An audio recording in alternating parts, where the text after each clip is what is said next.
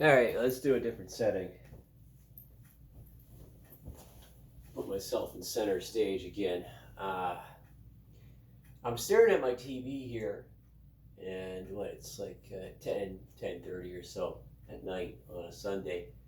And obviously, as you can tell, I'm just an absolute maniac, and I got energy and ideas out my ass. Just that's just me. What can I say?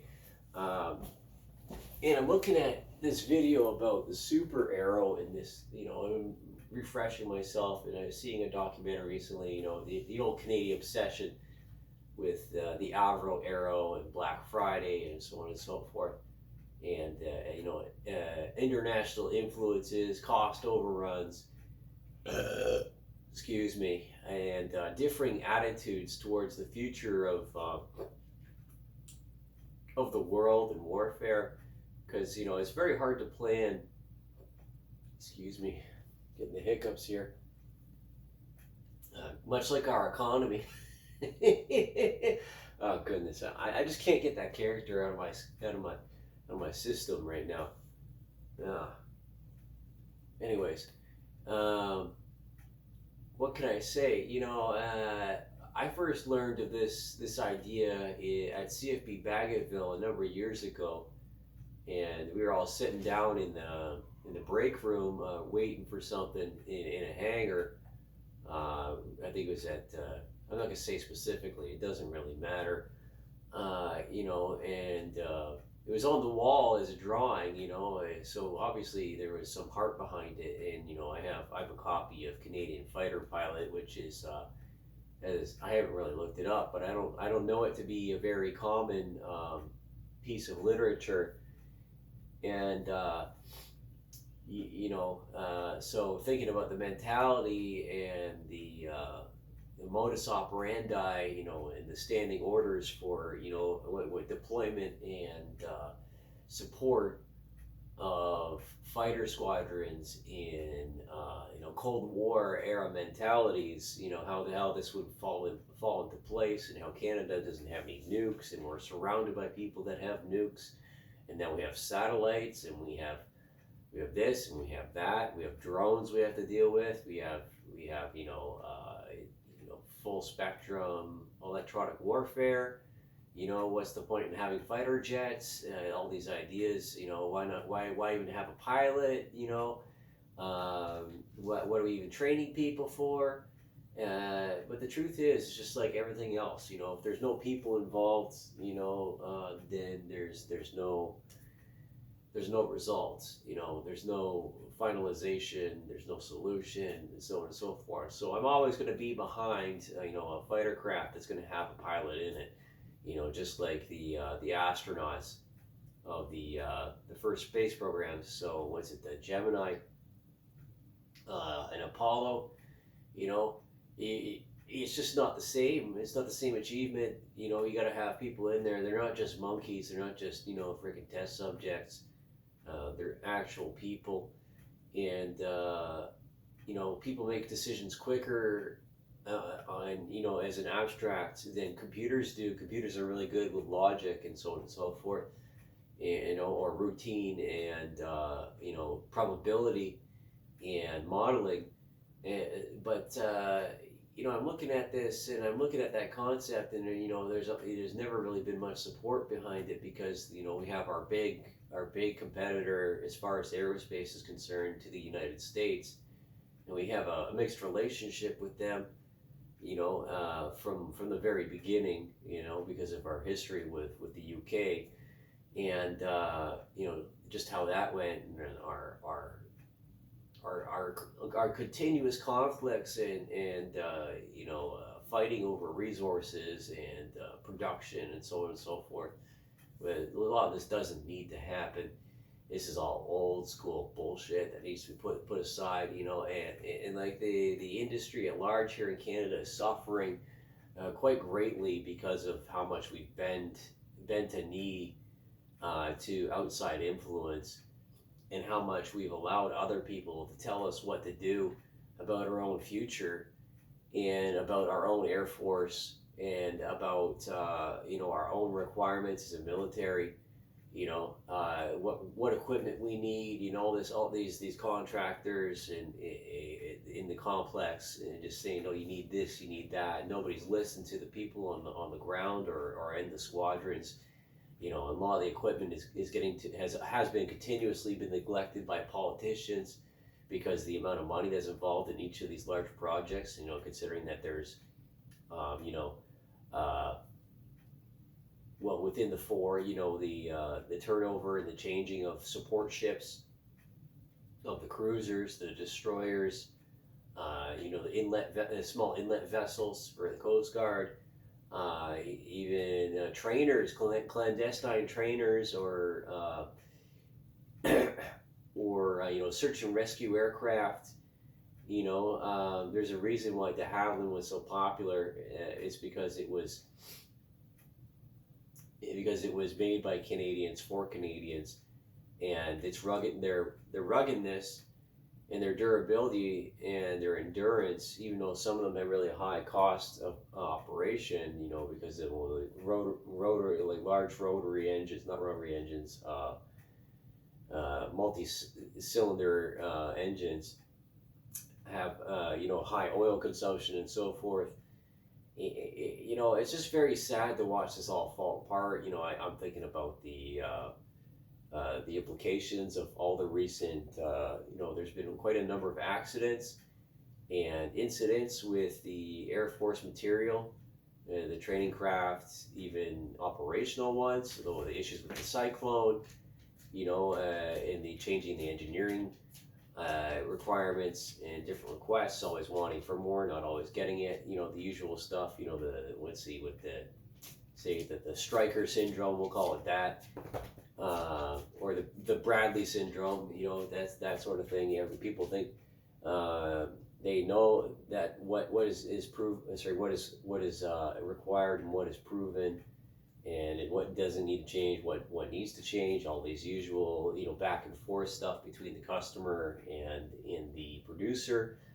You get feature creep, you get capability creep, and then you get and then what else? Because I'm complaining about this stuff all in general. How old the C7 is, how old the GPMGs are, how old the squad automatic weapons are. These barrels have a lifespan on them. And in the logistical vehicles, there's a whole whack of things to consider and think about, especially. And then even the Leopard tanks, I look at them and I'm just like, oh my goodness, how long have those things been in service? Basically from the 1970s. And that's a problem. That's a real problem, because arms versus armor has always been the thing. And the same way with like aircraft, and this one's talking about low observability and radar profiles, cross sections, fifth, sixth, and seventh generation fighters. And how the arrow was supposed to be leaps and bounds faster and higher ahead of a missile in order to intercept. Its purpose being an interceptor, and how that was a very different mentality of having different aircraft for different roles. And then now we try to, and then as soon as say like the late 80s or the middle 80s came into fore, and then the adoption of CF-18, where you have these multi-role aircraft for everything, but they're not they're a bit outside of their original intention, even though they're great aircraft. They're legacy Hornets. Their original airframes. They're coming to the end of their lifespan. All the metallurgy is just unignorable. And as far as I know, they didn't want to replace the center barrel and continue and have a life extension further than what is ascribed beyond the avionics upgrades and other nitpick and niddly diddly stuff. And then say like the Hercules, well, nobody cares about the Hercules. And then you have the transport aircraft with the Challengers and the King Airs and the A310s, a few of those, and then the patrol aircraft, the CP-140 and 140A, the Arctis and Auroras. How those aircraft are basically like 60 or 70 years old. there's a lot of different issues facing the Canadian Forces as it is for its equipment that are very dire, and the expenses are up through the roof, and hence why in Canadian military drama bomb, I don't support the F-35, despite all of its political measures and all of its support. And I'm sure it'll be a great aircraft, for what we'll use it for. But again, fighting for a future that might not exist. That's why they stopped producing the F-22, even though the Air Force says they want more of them.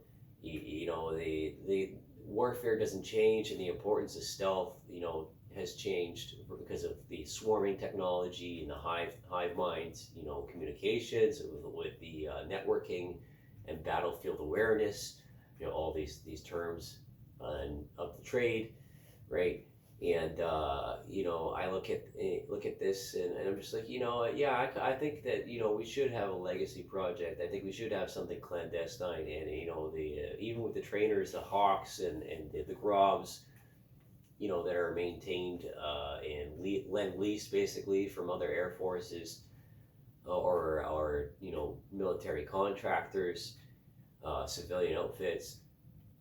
And a lot of this stuff, in previous governments think that if I'm going to continue rambling on with this, I have always, between liberal and conservative wants to cut, liberal wants to spend, but the liberals never want to spend on the military. They never want to spend on the military. They always want to spend on social programs and whatever else. And we got this huge conflict right now after COVID. And the military did a whole lot of stuff, did a whole lot of effort, or it made a whole lot of efforts during COVID that were essential during the breakdown of the support system in the retirement homes and the retirement communities and vulnerable people, so on and so forth. That for which I know many people are very thankful for. There's just a multitude of challenges, and again, I'll try not to digress, try not to stray away from what I know, and what I know is aviation, as little as I know about aviation. I just want to see my country stand up for itself. I do. I want to see it look out for its own interests. I want us to have the best possible products, the best possible platforms. That are adaptable and can change with the times and roll with the punches, and are easy to work on, and that are reliable and can be fixed basically anywhere. I'm very sad about the Buffalo disappearing in favor of the CW. Very nice looking aircraft. The AW, the Augusta Westland. But overall, these newer aircraft, more composites, are not formulated for the Canadian climate, and they end up being more delicate in colder climates. And if you're in the middle of nowhere, I'm telling you, you're going to want your aircraft to be aluminum. You want it to be aluminum, and I see all these new. I look at the F-35, and I look at the Airbus transport aircraft, and there's so many pieces of these airplanes that are chem milled, highly involved machining processes. And there's some members that are inside the aircraft that are basically irreplaceable, and while stamping and forging have been a huge part of aviation since the Second World War. I would much prefer to minimize and rely more on sheet metal. More of a Second World War mentality, because let's be honest, aircraft technology, it basically hasn't changed in about 80 years. It hasn't. Composite technology has been around since the 1930s, actually more than that, since the very dawn of aviation with open fabric. There's nothing new under the sun. All the best designs have been made. Everything we need to know about supersonic, transonic, and hypersonic flight within the atmosphere has been researched. All the boundary layer and sonic boom work has been done, or is being done. And the only real room to grow from here, in my opinion, has to do with aero spikes and you know, excuse me, and hypersonic SSTs, you know, which have launch velocity and higher efficiencies with hybridization, or you know, higher octane and synthetic fuel production, because you know there's so many aircraft out there that we can reuse and adapt. You know, if you look at the information, there's more Dash 8s in this country than any other aircraft, just like there's more 737s in the world than there is any other aircraft. And there's a lot of potential for these platforms. And then, you know, this is why the A330 failed, is because it was so large and it's so heavy and so much to maintain, and it was built for a model that didn't last very much with decentralization and the advent of these super wide bodies, you know, like the A350 XB or whatever it is. And you know, I look at Bombardier's new concept, you know, with the blended wing design, and I'm all behind that. It looks very much like the X-47B, or close to it. Isn't that right, Zoe? Isn't that right? Okay. You know, more like a flying wing sort of deal, which you know, again, you know, ain't nothing new under the sun, you know.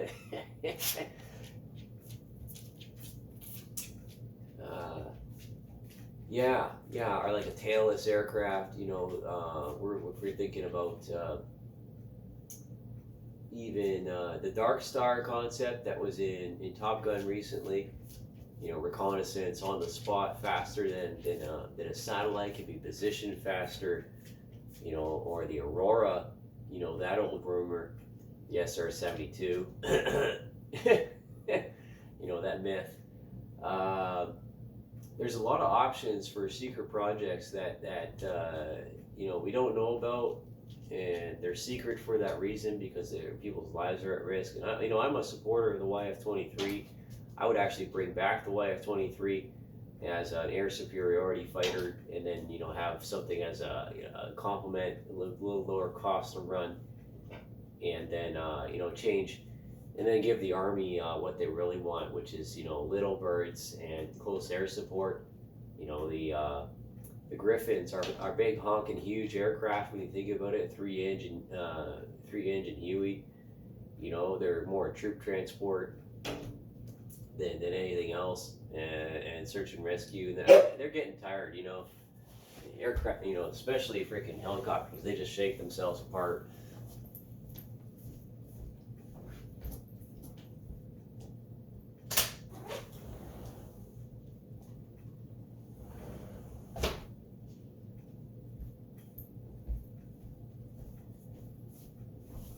Right, so, you know, I'm just doing this all in my underwear. What do I care, right? You know, I'm just the stupidest man there is. And I think y'all get...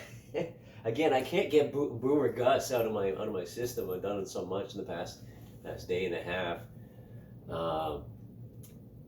That you know, there is hope and there is capacity for things to change and get better. But we have to decentralize this machine. And we have to have new leadership. You know, we have to change the guard, so to speak.